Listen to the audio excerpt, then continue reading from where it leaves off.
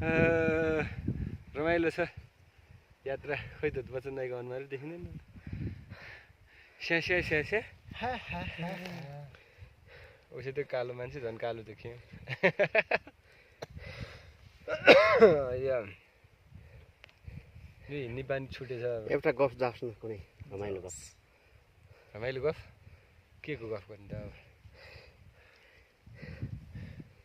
सासुल केटी लिउँ पहिला अनि गफ गरौँ न।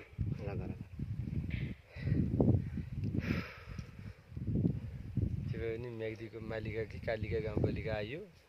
म्याग्दीको है मालिका गाउँपालिका मालिका हो। आफ्नो अब कालो छ भने कालिकाले जोडिहाल्नु पर्छ। हिजो वानी गाडीवालाले कालिका सोध्नुभयो कि कालिका कालिका त जाँदैन रे गाडीवालाले। मालिका होला भने मालिका त जान्छ। अनि यदि कालिका जाँदो रहेछ भने हामी कालिका पुग्थ्यौँ होला है मजाले। कालिका भनेको कालिका पुऱ्याइदिन्थ्यो होइन। दरबाङ दरबाङबाट कति माथि आइयो फेरि। दरबाङबाट त धेरै माथि यार। हिजो गाडीको यात्राको पछाडि बसाइ होइन। त्यो बाबैको गफ खुट्टा पसराइ कस्तो लागिरहेको थियो। हिजो त दिक्क लागिरहेको थियो। आज रमाइलो भयो। तपाईँ त अप्ठ्यारो नहोस् पो कसरी होइन। लेक साइडतिर घुमेर आएको मान्छे होइन। यही गाह्रो ठाउँ कालिका मालिका घुम्दाखेरि गाह्रो भइहाल्छ नि। थकाइ फेरि त्यहाँ ट्याक्सीकोमा जानुभएको थियो केमा जानुभएको थियो?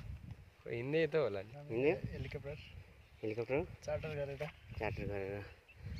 गरेर त्यहाँ पुग्यो होइन। लास्टमा हामीले लेक साइडको भिडियो पनि हेर्न पायौँ। तपाईँ गएर ल्याएर आउनुभयो। हामी भाग्यमान रहेछौँ। यति गफ गरिसकेपछि लास्टमा त्यो भिडियो डाउनलोड गरेको रहेछ क्या। हामी त्यस्तो भाग्यमानी कहाँ छ यार। छैन। गाह्रो छ। धेरै गाह्रो छ। अहिले अफिसले काम पनि यस्तो ठाउँ हाल्यो कि जहाँ केटाहरू घुम्न नजाने ठाउँ। घुम्नलाई केही छैन। घुम्नु जाउँ भने पनि 3 दिन लाग्छ। 3 दिन लाग्छ। त्यो डाँडा कहिले पुग्ने? अनि त्यो भएको कारणले चाहिँ अहिलेको काम हाम्रो त्यस्तैमा छ होइन। जे भए पनि खाए नखाए घेचवाला। भाग्यमा सिरी लेखेर आए पो हुन्छ त। भाग्यमा फेरि लेखेर आउँछ केटाहरू। फेरि भएपछि पैसा पाइन्छ त। फेरिमै सबमै गाह्रो छ ल। ठिक